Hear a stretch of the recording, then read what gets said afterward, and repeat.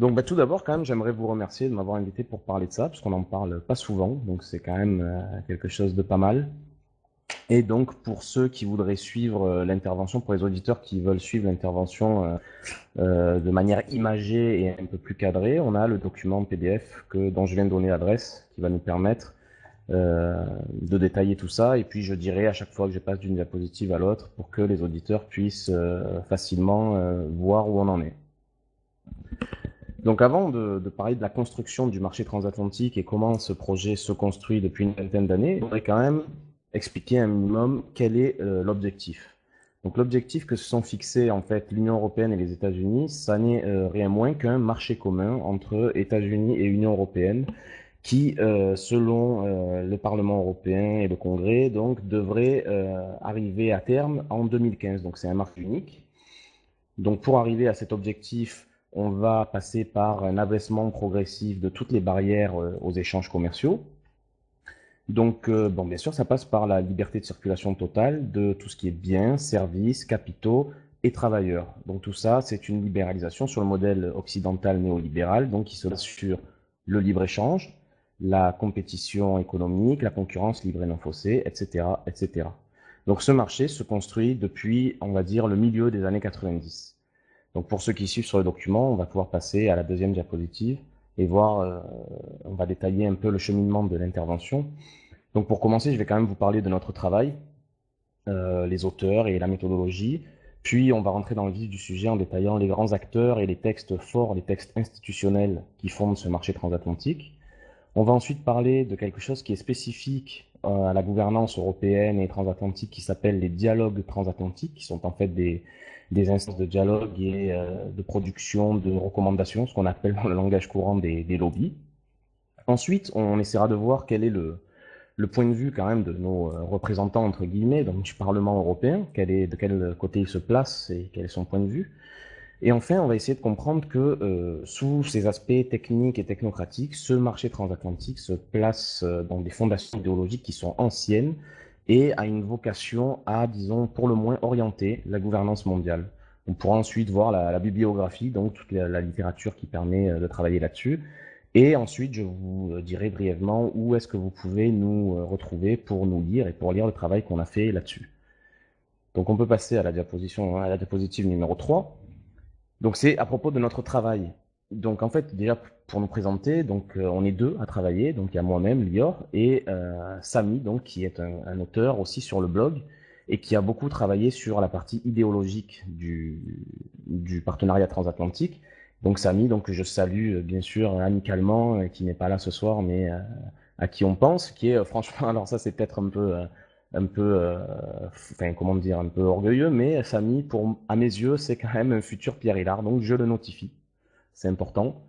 Euh, il est vraiment sourcé, il donne toutes les sources qu'il faut au moment pour appuyer ce qu'il avance, donc c'est quand même bien. Donc je rappelle quand même qu'on n'est pas juriste, on n'est pas député, on n'est rien, on est des simples citoyens. Moi je suis informaticien et encore à l'université, donc quand même, si vous voulez forcément faire confiance à tout ce qu'on vous dit, vous avez raison, il faudra aller travailler vous-même sur les sources et essayer de vous faire votre propre opinion.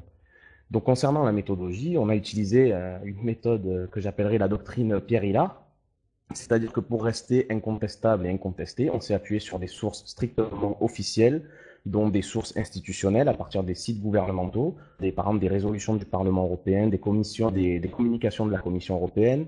On s'est appuyé sur des sources officielles, donc des publications de lobbies, d'instituts, de think tanks, ce que vous connaissez bien. Et enfin, on s'est appuyé sur de la littérature spécialisée, donc on pourra détailler lors du chapitre bibliographie. En passant à la diapositive suivante, on va pouvoir commencer à entrer dans le vif du sujet en identifiant les grands acteurs. Donc on a une série d'acteurs qui vont construire ce marché transatlantique, au premier desquels le plus important c'est le sommet Union européenne et États-Unis. C'est une rencontre qui a lieu à 2 fois par an selon les périodes, et c'est ce sommet UE-USA qui va signer des déclarations et des accords. Donc c'est eux qui vont faire avancer, institutionnellement parlant, le marché transatlantique. Donc du côté des États-Unis, on a le président des USA, bien sûr, en ce moment c'est Barack Obama, et du côté européen, on a le président de la Commission et le président du Conseil. Donc On a un deuxième acteur qui est le Congrès américain, donc bien sûr les représentants américains, mais sur qui on n'a pas travaillé sur les résolutions du Congrès, on ne sait pas ce qu'il en pense de manière directe. On sait qu'il est pour parce qu'en lisant les résolutions européennes, il y a des références qui sont faites au Congrès et qui nous montrent qu'il est pour. Mais on n'en parlera pas parce qu'on n'a pas d'informations plus précises. Il y a un troisième acteur qui est très important, qui est le Parlement européen, qui lui, par contre, est très fait beaucoup. Il a fait de nombreuses résolutions sur le sujet. Il en fait une à deux par an, lui aussi. Et on a pu en étudier certaines. Une autre partie de ces acteurs, c'est ce qu'on va appeler la société civile et ce qu'on appelle dans le cadre transatlantique les dialogues transatlantiques, qu'on étudiera plus tard dans l'intervention, et qui sont en fait, comme je l'ai dit tout à l'heure, des lobbies sur différents sujets. Donc en passant à la diapositive suivante, on va pouvoir entrer encore une fois dans le cœur du sujet avec la première déclaration transatlantique qui a été donc signée par le sommet États-Unis-Union européenne en 1990.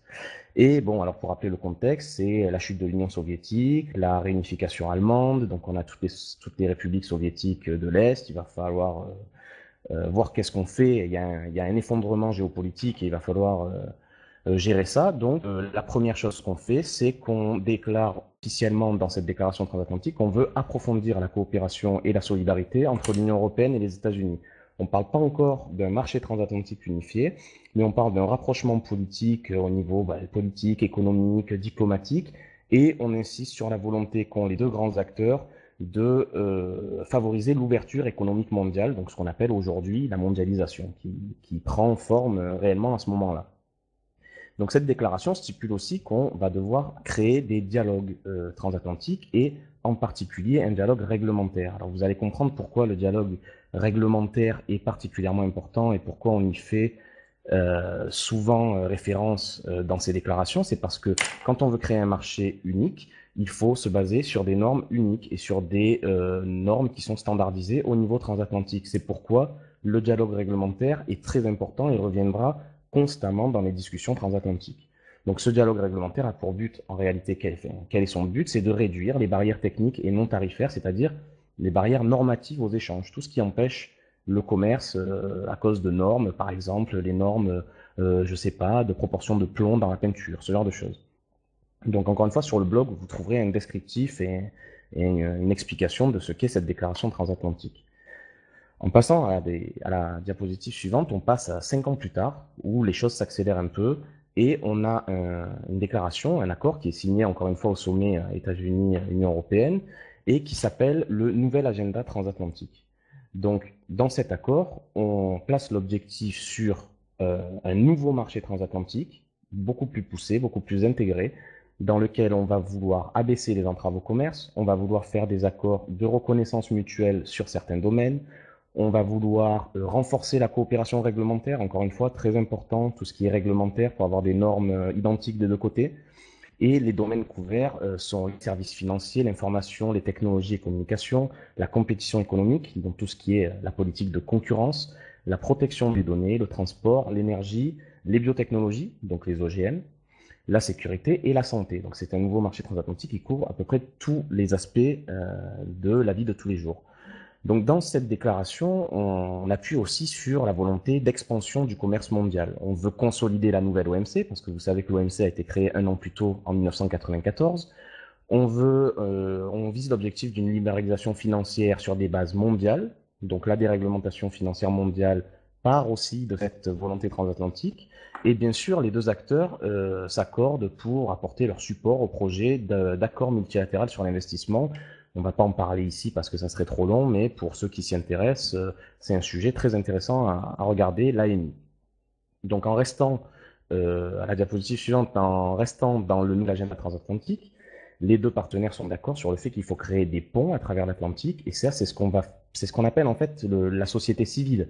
C'est-à-dire qu'à défaut de faire voter les citoyens sur un projet pour savoir s'ils sont d'accord ou pas, on va faire le projet quoi qu'il en soit, mais on va demander les avis des entreprises, les avis des partenaires sociaux, on va créer donc des liens commerciaux, des liens sociaux, des liens culturels et scientifiques, universitaires, et surtout des liens parlementaires pour favoriser donc la coopération dans la réglementation. Toujours très important, l'aspect réglementaire. Donc petite anecdote que je note, ce nouvel agenda transatlantique est accompagné par une espèce d'annexe qu'on appelle le plan commun, et qui est en fait un plan qui donne des dates butoirs, des objectifs à suivre. Et en fait, les dirigeants donc, du sommet États-Unis-Union européenne ont tout simplement expliqué, et de manière explicite, donc ils le disent, qu'ils ont intégré à l'accord des recommandations tirées d'un rapport de 70 recommandations que leur avait fait passer le Transatlantic Business Dialogue, qui est le plus gros lobby des multinationales au niveau transatlantique. Donc passons maintenant à la diapositive numéro 8, pour arriver en 1998, 3 ans plus tard, à une nouvelle étape dans la construction de ce marché transatlantique, qui est le partenariat économique transatlantique, qu'on peut appeler le PET. Donc, son objectif, c'est poursuivre la lancée du nouvel agenda transatlantique de 1995, dont on vient de parler. Donc, bien sûr, améliorer toujours la coopération réglementaire, donc toujours resserrer les normes, effacer les différences, donc abaisser les barrières aux échanges commerciaux en effaçant les différences de normes.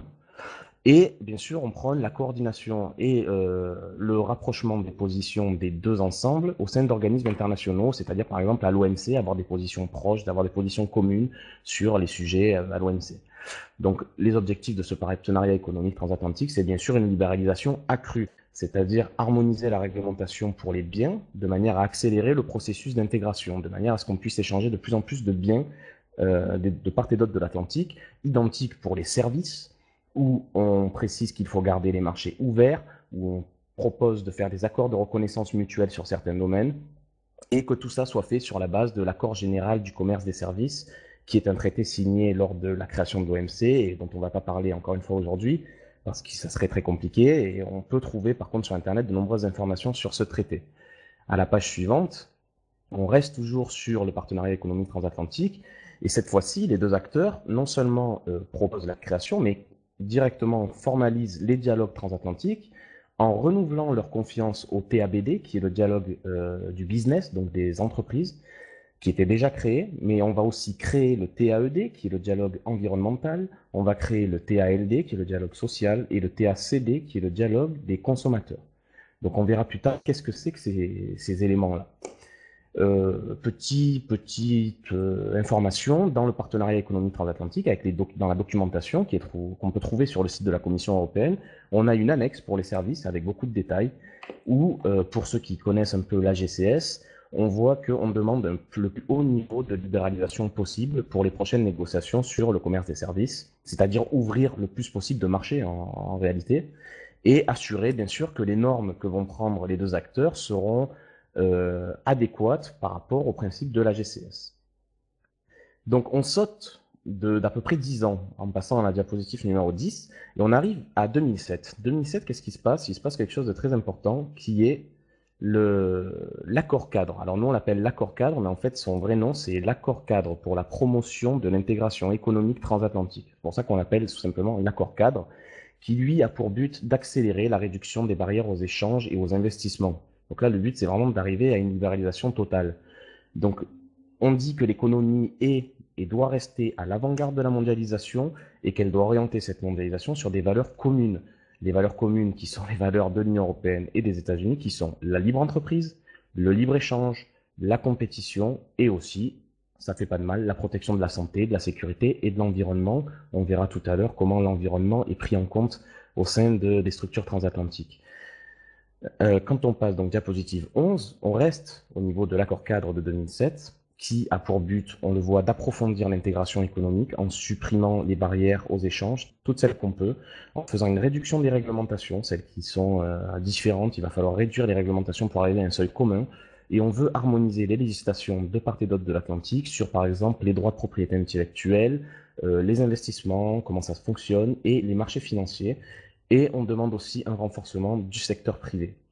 Dans cet accord cadre, on a un bijou. C'est comme ça que l'ont appelé les Américains dans une note de Wikileaks. C'est le bijou de Madame Angela Merkel qui crée le Conseil économique transatlantique, donc qui est le premier organisme gouvernemental donc à être créé pour superviser l'intégration économique et produire des recommandations. Donc en fait, il va donner des dates butoirs avec des réglementations à supprimer ou à abaisser.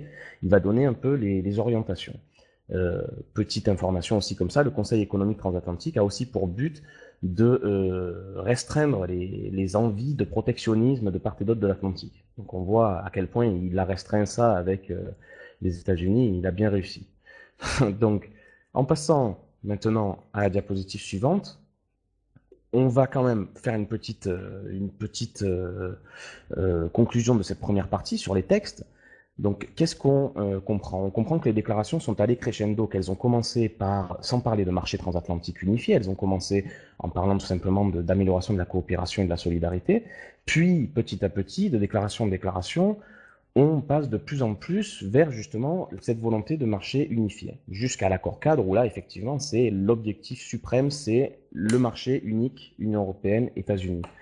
Donc on voit aussi surtout qu'on fait souvent référence à ce qu'on appelle les dialogues transatlantiques. Donc ce qui serait bien maintenant, c'est d'expliquer qu'est-ce que c'est que ces dialogues transatlantiques. Donc il y en a 5, dont le plus puissant, bien sûr, est le Transatlantic Business Dialogue. Donc c'est pour le dialogue des entreprises. Le TACD, qui est le deuxième plus puissant, qui est le dialogue des consommateurs. Le TAED, qui est le dialogue environnemental. Le TALD, qui est le dialogue social. Et le TLD, qui est très important aussi, qui est le dialogue parlementaire, donc réglementaire.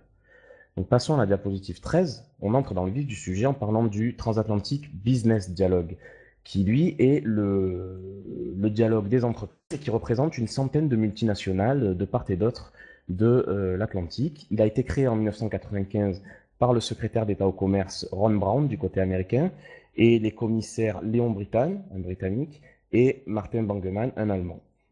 Donc ces trois personnalités ont voulu, comment dire, impulser une demande au niveau des entreprises transatlantiques et avec l'aide de Xerox et de Goldman Sachs, on pourra expliquer, c'est rocambolesque, comment ils ont créé ce lobby. Ils ont réussi à obtenir que des entreprises, des grandes entreprises se réunissent pour parler exclusivement du domaine transatlantique et de donner des recommandations. Donc le but de ce dialogue des entreprises, qui est en fait simplement un lobby, qui a un site officiel qui était abd.com, c'est de donner des recommandations à chaque sommet entre l'Union européenne et les États-Unis sur ce que veulent les multinationales. Et donc, ce lobby a un rôle officiel, c'est-à-dire qu'il entre réellement dans la politique, il a un rôle officiel auprès du Conseil économique transatlantique créé en 2007. Donc, ils peuvent encore une fois produire et donner les recommandations au Conseil économique transatlantique. C'est le lobby le plus puissant au niveau transatlantique, ça c'est sûr. Maintenant, passons au Transatlantic Consumer Dialogue, qui lui a été lancé en septembre 1998 pour répondre aux engagements pris dans le PET. Il regroupe environ 175 organisations de défense de consommateurs, dont du côté européen, je crois, UFC Que Choisir, par exemple, qu'on connaît. Il est presque aussi influent que le TABD, le dialogue des entreprises, et il a lui aussi un rôle officiel auprès du Conseil économique transatlantique. Donc lui aussi est assez influent, on va dire. Maintenant, on peut passer à la diapositive 15, à la blague sur l'environnement. Donc c'est le dialogue de l'environnement, ce qu'on appelle le TAED, qui a été lancé en 1999, lui aussi pour répondre aux engagements pris dans le partenariat économique transatlantique, et qui est mort même pas un an après, en l'an 2000. Donc il regroupait des ONG de défense de l'environnement. Il a été très peu actif et il est mort par manque de financement. On pourra essayer d'expliquer pourquoi, parce que c'est intéressant. Et on a très peu d'informations, il n'y a plus de site web, donc il y a vraiment, on ne sait pas du tout de nos jours ce que ça a donné. On continue avec le Transatlantic Labour Dialogue, qui lui représente en fait les partenaires sociaux et est censé regrouper les organisations syndicales de part et d'autre. On a aussi très peu d'informations, il est très peu actif. Et alors, pour montrer à quel point il n'a aucun, enfin, pour montrer à quel point il pèse rien, c'est qu'il n'a aucun rôle officiel auprès du Conseil économique transatlantique. C'est-à-dire qu'officiellement, ce qu'il a à dire, on s'en fout. Il peut parler, il peut dire ce qu'il veut, mais ce qu'il a à dire, ça ne rentre pas dans le cadre de la procédure. Alors ça s'améliore puisqu'il a été invité dernièrement aux réunions du Conseil économique transatlantique. Alors ça s'améliore. À la dernière réunion, ils ont invité les syndicats à participer, mais ils ont lancé l'invitation 2 jours avant la réunion. Donc ça, c'est Ricardo Cherenti et Bruno Poncelet qui nous l'apprennent dans leur bouquin sur le marché transatlantique. Donc 2 jours avant, vous comprenez bien que pour une réunion de cette ampleur, c'est impossible. Et enfin, on passe au dialogue, un des dialogues les plus importants, qui est le TLD, le Transatlantic Legislator Dialogue, et qui est le dialogue entre les parlementaires de part et d'autre de l'Atlantique. Donc c'est un dialogue interparlementaire qui existe quand même depuis 1972, il ne s'appelait pas le TLD, mais il y a toujours eu des rencontres, des délégations, des parlements de part et d'autre qui se sont rencontrés. Et pour répondre encore une fois au partenariat économique transatlantique de 1998, en 1999, pour resserrer la coopération réglementaire, on lance le dialogue transatlantique des législateurs qui se réunit en sommet biannuel et dont l'objectif est la réduction des différences réglementaires et des échanges de points de vue sur les différents sujets. On note tout de même que dans certaines résolutions du Parlement européen, dont par exemple la résolution du 5 juin 2008, les parlementaires européens font la demande de ce que ce TLD, cette instance de dialogue, devienne une véritable assemblée transatlantique. Donc maintenant qu'on a vu les différents dialogues les plus importants, on a vu que le dialogue des entreprises écrasait tout et qu'il était bien entendu le plus influent, on a vu que le dialogue des consommateurs était aussi influent, on a constaté la blague environnementale et sociale, et on a vu qu'un autre des dialogues importants était le dialogue réglementaire du TLD. Donc on pourrait imaginer, se demander, enfin, qu'est-ce que pensent nos représentants au Parlement européen de ce projet? Qu'est-ce qu'il en pense, vu qu'on n'a aucun appel aux citoyens pour voter? Alors au moins, qu'est-ce que nos représentants pensent de cela? Donc en passant à la diapositive suivante, on constate que le Parlement européen a apporté un soutien constant à ce projet. Le Parlement est très lié à la construction transatlantique, c'est un fervent soutien du grand marché transatlantique. On a pu étudier plusieurs résolutions, par exemple celle du 1er juin 2006, 25 avril 2007, on a même un avis du Conseil économique et social du 25 mars 2009. Bref, on a quand même un certain nombre de textes qui sont détaillés sur le blog et qui peuvent nous donner la tendance de l'avis, l'opinion du Parlement européen. À la diapositive suivante, on va voir les objectifs du Parlement européen. Donc, il n'en démord pas, hein. Le Parlement européen, lui, il veut un marché transatlantique unifié pour 2015. Il insiste non seulement sur un rapprochement économique, mais un rapprochement à tous les niveaux des deux entités. Il insiste sur un rapprochement politique, un rapprochement diplomatique, la défense, commercial, financier, le rapprochement sur tous les niveaux. Il fait une demande constante d'être un peu plus impliqué, puisqu'il est vrai que le Parlement européen, vous le savez, ne sert pas à grand-chose, il ne peut que donner son avis sur ce genre de sujet, et il demande que le TLD devienne une assemblée parlementaire transatlantique. Alors bien entendu, dans la logique de la gouvernance européenne, il félicite le fait qu'on s'adresse à la société civile, et notamment au TABD, le lobby des entreprises, et il demande, il implore que l'on revitalise, il faut lui rendre cet hommage, qu'on revitalise le dialogue social et le dialogue environnemental, puisqu'il constate effectivement qu'il y a un gros problème à ce niveau-là. Donc ce qui est intéressant, on va essayer de voir ça ensemble, ce qui est intéressant, c'est aussi de voir les rapports de force au sein du Parlement européen concernant ce projet. On pourrait se demander, après tout, est-ce que c'est un rapport de force qui est minime, c'est-à-dire une petite majorité, ou est-ce que c'est une majorité écrasante de soutien à ce projet? Du côté du Parlement européen, on constate, quand on regarde la répartition d'un vote, par exemple, là on a pris le vote du 5 juin 2008, que 86% du Parlement européen est d'accord avec ce projet et seulement 10% le rejette. Quand on va à la diapositive numéro 21, on peut voir la décomposition du vote pour et du vote contre. Et on se rend compte que, bon, ça c'est normal, la majorité du pour est causée du Parti Socialiste Européen et du PPE, c'est normal puisque ce sont les deux partis dominants, mais aussi les libéraux et les Verts qui font en fait que ce projet arrive à avancer. Par contre, dans les contres, on se rend compte qu'on a la gauche unitaire européenne, c'est-à-dire en fait les partis communistes, le Front de gauche, ce genre de choses, et on a aussi parfois le PPE, le parti de droite, et on a bien sûr les indépendants, desquels font partie par exemple le Front National ou l'UKIP de Nigel Farage.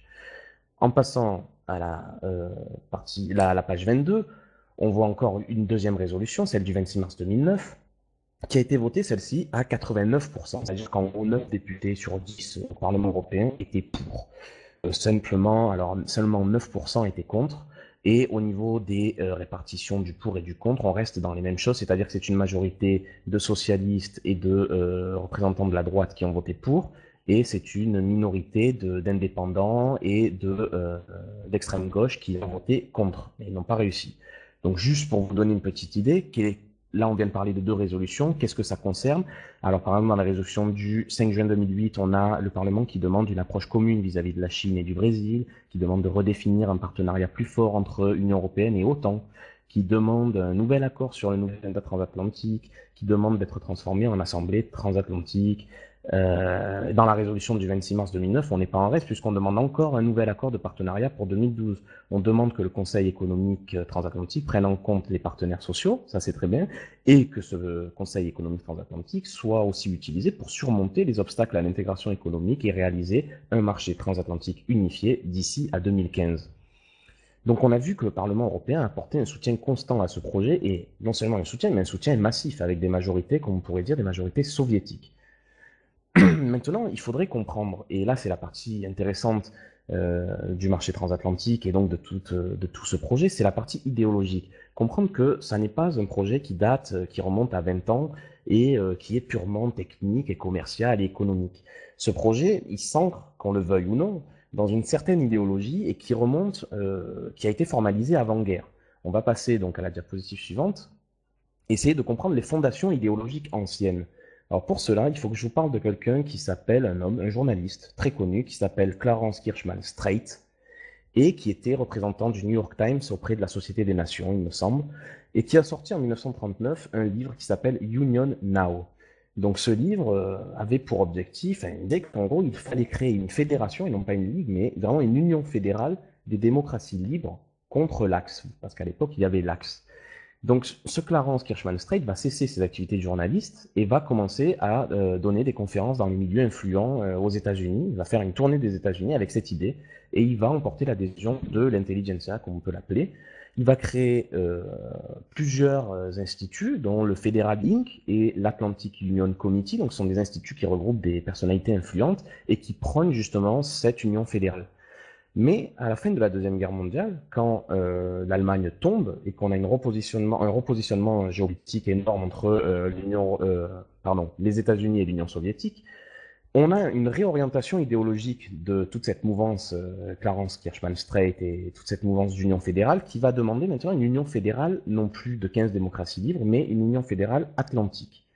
Donc là où il faut comprendre que ces organismes sont très puissants et que ces idéologies court vraiment dans les veines du pouvoir, c'est que les gens qui font partie de ces organismes, donc Clarence Kirschman Strait, sont à l'origine, vraiment, c'est-à-dire que c'est vraiment des gens de l'Atlantic Union Committee et des gens de Federal Union, comme par exemple Theodore Achille, qui ont créé par exemple l'OTAN, ni plus ni moins. Ce sont eux qui sont à l'origine de l'OTAN, ce sont eux qui sont à l'origine du plan Marshall. Et quand vous allez étudier les relations transatlantiques, il faudra comprendre que ces gens-là sont à peu près partout au niveau des relations transatlantiques et sont très influents. Donc pour comprendre, on peut passer à la diapositive suivante et on va parler de 3 déclarations, parce qu'il ne faut pas croire, toutes ces choses-là, toute cette idéologie, elle est tout de même pas récente, et il y a des citoyens très distingués qui en font la promotion depuis les années 50. Donc on a étudié 3 de ces résolutions, ça c'est Samy qui a étudié tout ce côté-là sur le blog, et on voit par exemple en 1954 la déclaration de l'unité atlantique signée par 150 citoyens distingués des nations du pacte atlantique. Je peux vous dire qu'il y a, c'est un mix d'universitaires, d'hommes d'affaires, de gens du milieu politique, etc. Donc par exemple, on peut trouver William Donovan, qui est l'ancien directeur des services secrets américains, Henry Ford, qui est le président de Ford Motor Company, George Marshall, à l'origine du plan Marshall, Clarence Strait, bien entendu le gourou, Henry Truman, ancien président des États-Unis. Du côté britannique, on trouve Julian Huxley, que certains d'entre vous connaissent. On trouve Bertrand Russell, et au niveau français, on trouve par exemple Maurice Allais, Michel Debré ou même Valéry Giscard d'Estaing. Donc ces citoyens-là très distingués ont signé cette déclaration de l'unité transatlantique où ils demandent d'harmoniser les nations du pacte au niveau politique, commercial et militaire, c'est-à-dire de créer une fédération à partir de l'OTAN. Donc une fédération atlantique, OTAN dit Atlantique Nord. En janvier 62, on récidive, on a une déclaration de Paris, donc qui est signée par 90 citoyens, donc du même acabit, qui pose les bases d'une fédération transatlantique entre démocraties et qui propose l'expansion de l'ACE, comprendre à la Grande-Bretagne, et un partenariat de cette même communauté économique européenne, un partenariat commercial avec les États-Unis, ce qui serait, je cite, le prélude à la constitution d'une communauté économique atlantique ouverte à toutes les nations du monde libre. Donc vous voyez que le marché atlantique, le marché transatlantique, c'est pas nouveau. On en parle depuis 1954, depuis 1962. Et la même année, en 62, en novembre, on a une deuxième déclaration de l'unité atlantique qui, elle, a été signée par 242 leaders des nations de l'OTAN, dont William Clayton, qui est ancien secrétaire d'État américain, Henry Ford, toujours le même, notre ami Henry Kissinger, Clarence Strait, dont on a déjà parlé, Julian Huxley, le prince Bernard des Pays-Bas, Maurice Allais, Valéry Giscard d'Estaing, le philosophe Raymond Aron, Guy Mollet, Jacques Rueff, l'économiste, et on a aussi le belge très influent Paul Van Zeeland. Donc ces gens-là, qui sont très influents et très puissants, signent une déclaration de l'unité transatlantique en novembre 1962 où ils veulent un partenariat commercial entre communauté économique européenne et États-Unis, ouvert éventuellement aux autres nations. Donc, qu'est-ce qu'on peut comprendre? On peut comprendre que cette idéologie, ça date et que on met en place petit à petit quand même quelque chose qui a été promu par une certaine intelligentsia depuis le début de la deuxième moitié du XXe siècle. Alors, ce qu'il faut voir aussi, c'est qu'on a une certaine orientation vers une gouvernance mondiale. À la diapositive suivante, on peut constater, on peut conclure que on a deux faces pour une fédération. En fait, on a une intelligentsia qui, depuis la deuxième moitié du XXe siècle, prône une union fédérale transatlantique. Or, pour ce faire, on est passé d'un côté par le marché transatlantique pour l'économie et par l'OTAN pour tout ce qui est la défense et les relations extérieures, en gros. Donc, on a les deux faces d'une même pièce, les deux jambes qui vont nous permettre d'avancer dans l'intégration. Et tout ça, ce sont les bases de la future fédération atlantique. En tout cas, la future qui aura lieu, qui n'aura pas lieu, mais qui est prônée par ces élites. Donc, bien sûr, ce que cela permet, c'est au niveau des multinationales, c'est très arrangeant, puisque c'est une mise à plat des souverainetés nationales, c'est une mise à plat donc des réglementations locales qui nous gênent pour faire des économies d'échelle. C'est aussi la volonté, encore une fois, de la méthode monnaie de créer une intégration économique qui amènera forcément à une intégration politique, comme cela s'est passé au niveau européen, c'est-à-dire qu'on a créé d'abord le marché et qu'ensuite, pour répondre aux problèmes que créait ce marché, il a fallu créer des instances supranationales. Donc là, c'est un peu le même schéma, c'est-à-dire qu'on est en train de créer un marché transatlantique qui fait que nos économies sont de plus en plus interdépendantes et on crée de plus en plus aussi des organismes pour gérer cela. On a vu en 2007, on a créé le Conseil économique transatlantique. Donc l'économie transatlantique, il faut le savoir, représente 60% du marché planétaire. Et c'est pour ça que c'est quelque chose de très important et que ça va permettre de faire beaucoup de choses. C'est que le fait d'unifier le marché européen, le marché des États-Unis, ça force obligatoirement le reste de la planète à se plier aux normes, c'est-à-dire aux standards que l'on va utiliser, parce que, comme le disait le sénateur Bob Bennett, qui a été le premier coprésident du Conseil économique transatlantique, on, on force en fait, par exemple, un Chinois qui voudrait quand même vendre son produit à 60% du marché de la planète, serait obligé de produire selon les normes décidées par l'Occident. Donc, on est vraiment dans une optique de domination réglementaire de fait. Donc ça, c'est important aussi à comprendre parce que c'est aussi l'enjeu. Et en fait, dans les textes, qu'ils soient institutionnels ou des lobbies ou tout ça, on retrouve une volonté soutenue et explicite d'orienter la mondialisation selon les critères atlantistes. On ne parle pas forcément d'une certaine mondialisation qu'on pourrait imaginer harmonieuse ou pas. On part sur le principe de libre-échange, de compétition, la concurrence libre et non faussée. On explique beaucoup qu'on veut propager le principe de marché. Donc voilà, on a quand même une certaine orientation, moi que j'appellerais atlantiste, de cette mondialisation, et donc on a une volonté de l'orienter de cette manière-là. Donc maintenant qu'on a vu les idéologies, je pense qu'on arrive à la fin, et à la diapositive 27, on a une conclusion. Une conclusion à tirer, c'est que le marché transatlantique, c'est une construction, bon, tout d'abord, bien sûr, d'essence néolibérale, donc libre-échange, compétition, concurrence, enfin, vraiment le type de construction qu'on a eu en Europe, par exemple, donc cette construction est officiellement récente, mais on se rend compte qu'elle est idéologiquement très ancienne. C'est une construction qui est soutenue mordicus par le Parlement européen, qui demande quand même à être plus impliqué, qui propose la création d'une assemblée transatlantique avec ses homologues américains pour gérer tout ça au niveau transatlantique. C'est une construction qui est aussi largement promue et initiée par les milieux d'affaires, notamment par le lobby transatlantique des entreprises qui est le TABD et par le lobby du Transatlantic Policy Network, dont on pourrait parler après. Et c'est une construction qui est malheureusement profondément antidémocratique. Il n'y a aucun choix qui est laissé au peuple et aucune information qui transparaît dans les grands médias, si ce n'est par petites touches. Donc, j'aimerais quand même aussi orienter l'auditeur ou le lecteur vers une certaine bibliographie. Il faut savoir qu'on peut trouver des gens qui en parlent. On peut trouver ça dans les bouquins de Pierre Hillard. On peut trouver ça dans le bouquin de Riccardo Ferrenti et Bruno Poncelet, qui sont deux journalistes qui ont écrit le premier, enfin c'est pas des journalistes, je sais pas en fait, c'est des chercheurs ou des journalistes, mais qui ont écrit le premier bouquin spécialement du transatlantique. Il y a Raoul Marc Génard aussi, qui a écrit dans son bouquin Europe, la trahison des élites, qui a écrit sur le marché transatlantique. On peut lire Florence Autré, qui est bon, elle est pro-européenne, c'est une européiste, mais ça n'enlève une analyse qui est tout à fait intéressante et qui parle des lobbies et de la lobbycratie à Bruxelles, et notamment comment l'Amérique s'est installée à Bruxelles dans son livre L'Amérique à Bruxelles. Et on peut aussi lire, alors ça c'est pour l'avant Deuxième Guerre mondiale, on peut lire Annie Lacroix-Ries, qui a écrit un bouquin qui s'appelle L'intégration européenne de la France sous la tutelle de l'Allemagne et des États-Unis. Alors c'est fastidieux à lire parce que ça fait référence à beaucoup de notes des banques centrales, etc. Mais c'est quand même super intéressant. Et on a aussi enfin l'excellent, le magnifique bouquin de Europe Inc. Comment les multinationales construisent l'Europe et l'économie mondiale. Donc voilà, moi j'ai terminé mon intervention. Pour nous retrouver, parce que vous pouvez retrouver tout le travail qui a été, si vous voulez la résumer ici, vous pouvez le retrouver sur le blog de la théorie du tout, sur www.théorie-du-tout.fr. Et là, vous trouverez toutes les rubriques, chroniques transatlantiques sur les institutions, les idéologies, les billets d'humeur, etc., etc. Je vous remercie. Et là, ben, si Anthony vous passe au niveau des questions, moi ça me pose pas de problème.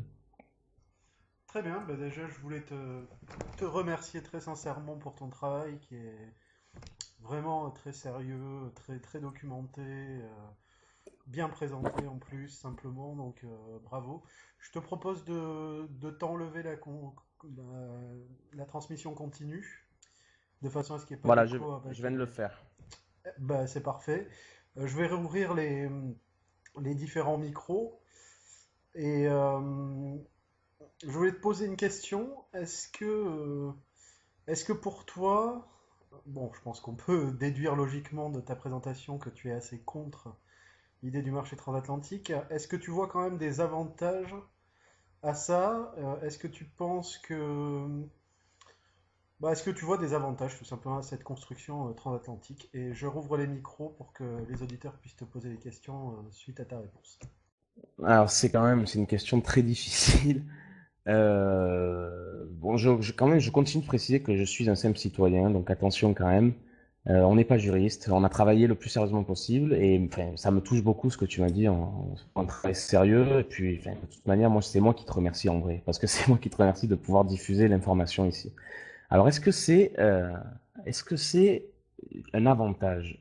En fait, ça dépend de quel point de vue on se place. C'est-à-dire que si vous êtes une entreprise qui importe ou qui exporte au niveau des États-Unis, ça vous arrangera toujours qu'il y ait moins de barrières, qu'elles soient douanières ou qu'elles soient techniques.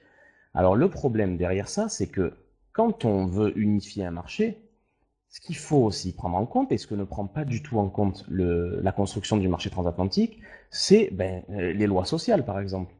Comment est-ce qu'on peut faire pour être sur le même marché alors que les Américains n'ont pas de SMIC, par exemple, et peuvent travailler sur le même marché avec des règles différentes, par exemple? Ou comment justifie-t-on le fait qu'on ne puisse plus payer la sécurité sociale parce qu'on a trop de chômage et parce qu'on n'a plus assez de recettes et parce que c'est le bordel, alors qu'on nous explique que, par exemple, Airbus délocalise aux États-Unis parce que là-bas c'est mieux. D'abord, le travail est payé pas forcément moins cher parce qu'il y a une idée reçue qui dit qu'aux États-Unis c'est moins cher, mais c'est pas vraiment la vérité. Mais en tout cas, qu'il y a moins de contraintes qui pèsent sur les entreprises, qui peuvent faire qui peuvent faire un peu ce qu'ils veulent. Bref, c'est-à-dire que il y a un avantage en termes de commerce pur et dur. Maintenant, en termes de conditions de vie, qu'est-ce qui va se passer? Ça, c'est une autre question. Et comme vous l'avez vu, les dialogues transatlantiques dont on a expliqué ce que c'était, les dialogues transatlantiques, ne, on a un dialogue du travail, on a eu pendant un an un dialogue de l'environnement, mais ce sont des dialogues qui sont vraiment marginalisés, qui ne sont pas du tout actifs et qui ne sont pas du tout écoutés. Donc, dans les négociations transatlantiques, on a tout un aspect consommateur, c'est vrai, on a tout un aspect entreprise, donc multinationale, qui pèse de tout leur poids. Mais par contre, on n'a aucun aspect syndical, on n'a aucun aspect social.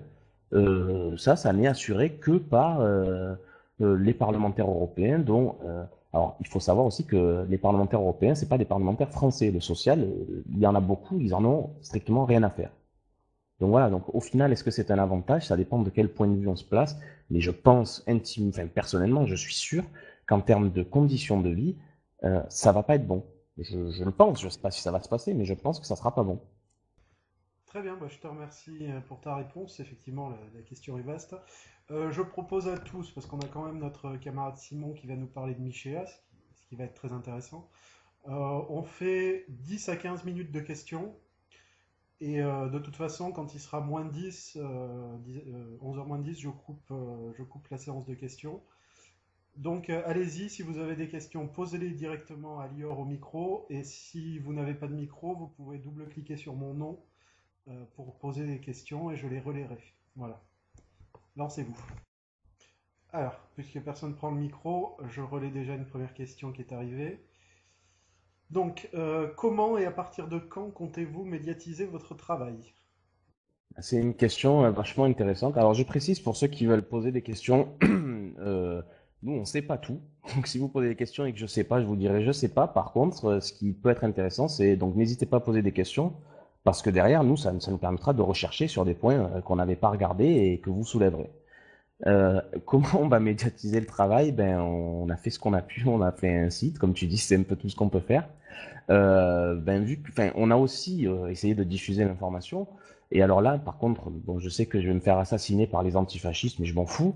EER, donc l'association, sur son site web, même si c'est passé à peu près inaperçu aussi, a quand même relayé la publication qu'on a fait qui regroupe toutes les chroniques transatlantiques de 2010. Donc c'est vraiment tout ce que je viens de vous expliquer s'y retrouve. Il y a pas, et plus, d'ailleurs, il y a beaucoup plus de choses, hein. Il y a énormément de détails sur ce que pensent les dirigeants, sur ce qu'ont dit les gens qui ont créé les lobbies. Enfin, c'est vraiment très intéressant.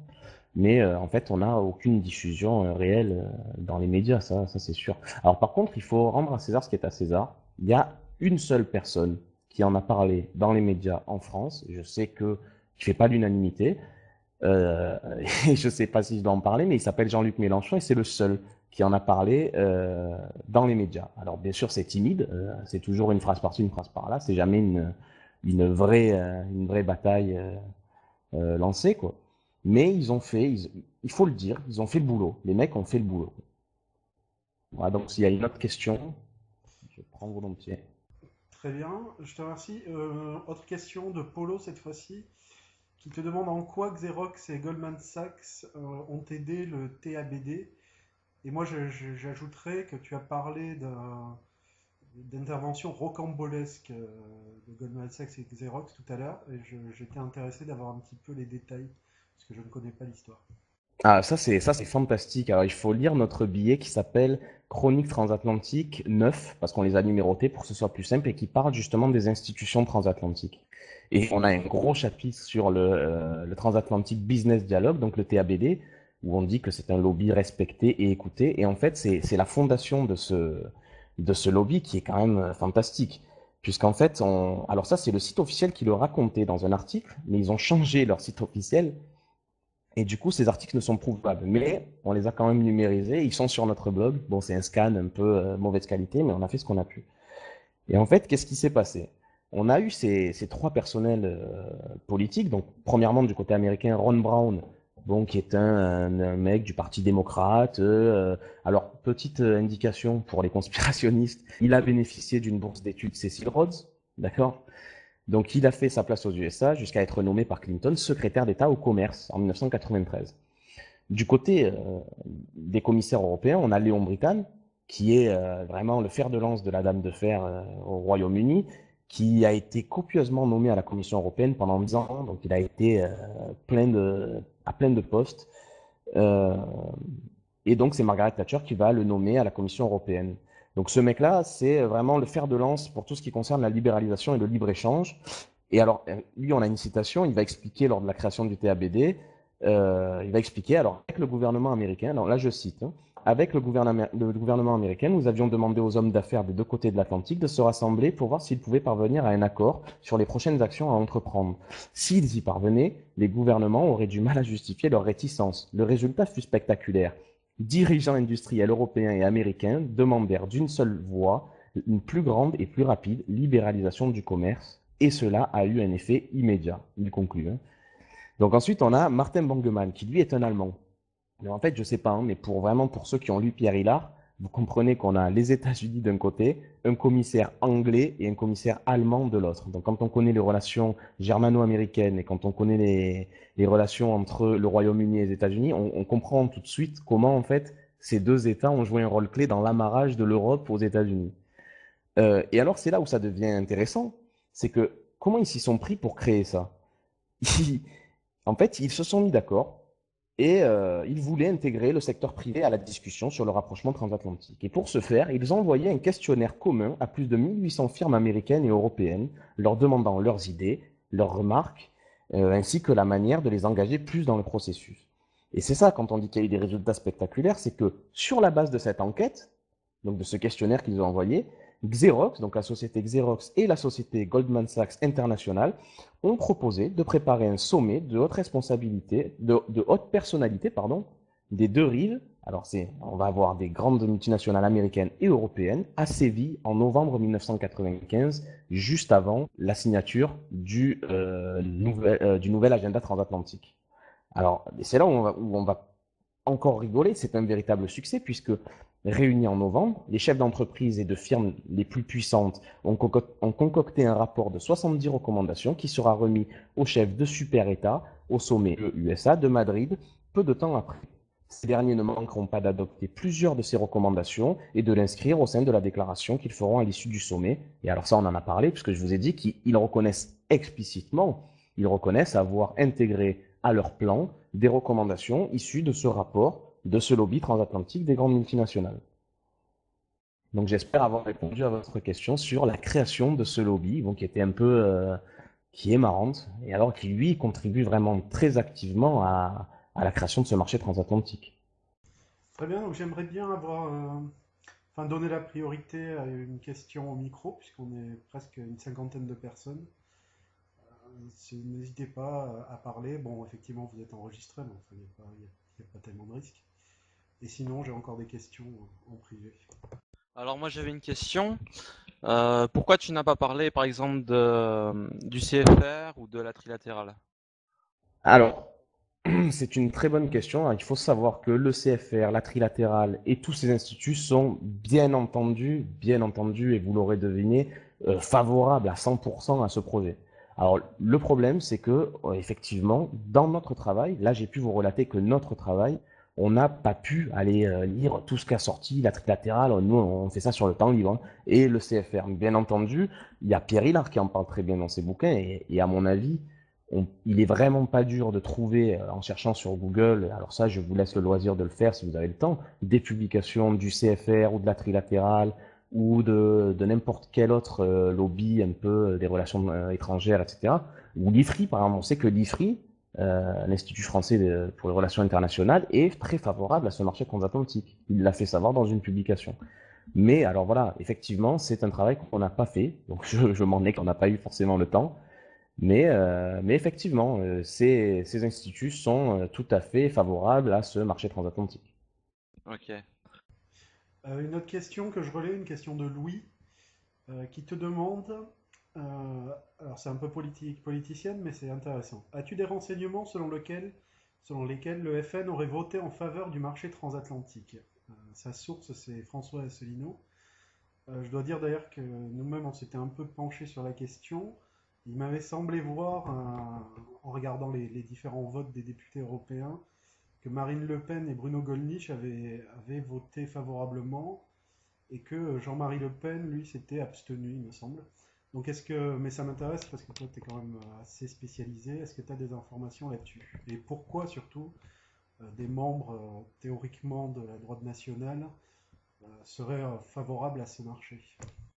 Alors, c'est fantastique, je savais qu'on me poserait cette question. Je le savais, d'autant plus qu'on a écrit un billet tout entier sur ce problème parce que ça avait dégénéré en pugilat. Alors, il se trouve effectivement que grâce à l'outil fantastique qui s'appelle votewatch.eu, c'est un site qui permet de voir les votes, d'accord, au Parlement européen, de comprendre ce qui s'y passe. Et nous, on a écrit, parce que ça avait fait une polémique, il y avait le blog de Edgar, La Lettre Volée, qui avait sorti l'information. Nous, on avait trouvé l'information, mais on n'en avait pas encore fait état parce qu'on n'était pas sûr de nous.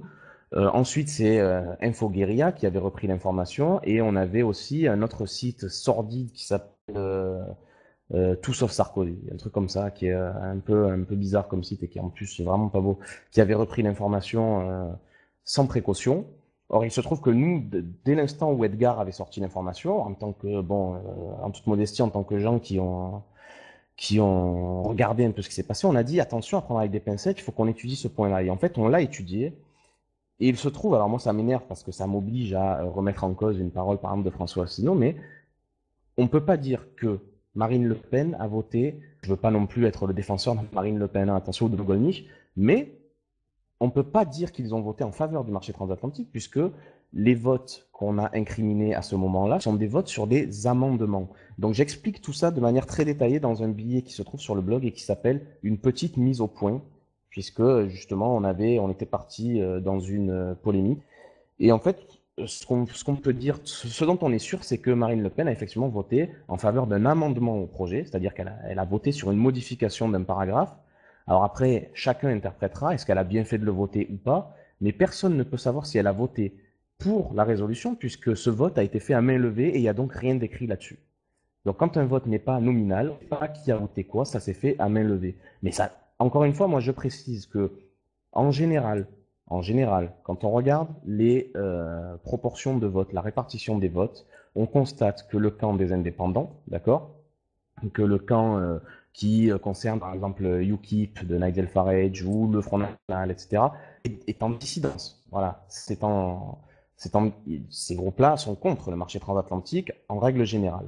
Et sur ce point, moi, je pense vraiment qu'ils sont contre. Je vois pas pourquoi ils auraient voté pour. Par contre, ce qui est sûr, c'est qu'ils ont voté en faveur d'un amendement qui modifie un paragraphe. Vous pouvez le retrouver. Donc moi, je donne tous les détails dans ce billet, s'il y en a que ça intéresse. Ok, ok. Donc, vote favorable à un amendement, mais pas forcément au reste. En tout cas, c'est pas vérifiable. Je te remercie pour la réponse. On va pas continuer sur le sujet Marine Le Pen, mais on va prendre une dernière question. Donc, montez au micro si vous avez une question. Et après, on arrêtera, on passera à la suite. Bon, eh ben, écoute, je pense sûr que tu as été très complet. Donc, il n'y a plus de questions. Bon, ben ok, ben j'en profite pour vous remercier encore une fois. Je repasse encore une fois le bonjour le plus amical et cordial à mon ami Samy, donc que je ne connais pas vraiment, mais qui écrit avec moi sur le blog et c'est toujours un plaisir. Voilà. Ok, et on rappelle donc, si vous voulez poursuivre ce travail, chercher un peu plus la documentation, etc., parce que là on a essayé de limiter à moins d'une heure, mais vous pouvez aller sur le site www.théorie-du-tout.fr. Et bah, n'hésitez pas parce que je pense que ce sont des sujets à connaître. Il semble bien que après l'Union européenne, le marché transatlantique, ce soit l'étape suivante vers le mondialisme ou le gouvernement mondial, quoi, en gros. Tu es d'accord avec moi, Lior? Non, mais il est nul, ce livre. Ben, il faudrait voir ce que ça va donner. Est-ce que ça va réussir surtout? Est-ce que l'Union européenne va pas s'effondrer avant? Et aussi, il faudrait comprendre que les États-Unis, en ce moment, ils sont un peu dans la merde aussi. Il faut Ah, voir. justement, Lior, c'était une question que je voulais te poser. Ça me la rappelle. Est-ce que pour toi, la crise actuelle, c'est un revers qui va repousser le projet, voire même l'anéantir, ou bien est-ce que c'est plutôt une opportunité, du genre, regardez, la crise actuelle, c'est parce on n'avait pas de politique économique concertée, donc il faut absolument mettre en place des mesures transatlantiques. Quelle est ton opinion là-dessus? Plutôt favorable cette crise ou plutôt défavorable au projet? Ben écoutez, moi je suis sûr que vous savez déjà ce que je vais répondre et ce que tout le monde constate depuis 50 ans, c'est que, voilà, enfin, on le dit dans le chat, en fait, je vais vous dire vraiment, la crise a éclaté quoi en 2007? Et malgré cela, alors peut-être que les peuples rejetteraient ce projet, mais malgré cela, au niveau du Parlement européen, je peux vous assurer que depuis la crise, on n'en démord pas, on continue, et justement, c'est un marchepied, comme disait Pierre Hillard. La crise permettra de toute façon, vous l'entendez tous les jours à la télé, il faut une régulation financière, il faut s'entendre avec les États-Unis, on ne pourra pas faire ça tout seul, etc., etc. Donc on y est à fond, et la crise va aider. C'est un marchepied qui va les aider à instaurer un marché unique en disant, bah, écoutez, il faut quand même normaliser, il faut quand même harmoniser les normes, vous comprenez oui, sauf que tout ça, ça favorise la propagation des crises entre les deux continents, c'est tout ce que ça fait. Très bien, bah, je te remercie pour cette réponse. Effectivement, je me doutais un petit peu, mais C'est toujours intéressant d'avoir ton point de vue, parce qu'après tout, le mien, on s'en fiche un peu. Donc merci encore, Lior, pour ton intervention. On va enchaîner avec donc notre dernière partie. Après cette partie sur Michéa, sur Jean-Claude Michéa, on enverra le petit zapping, et puis la soirée sera terminée. On laissera libre antenne après pour ceux qui veulent parler. Donc Simon, c'est à toi.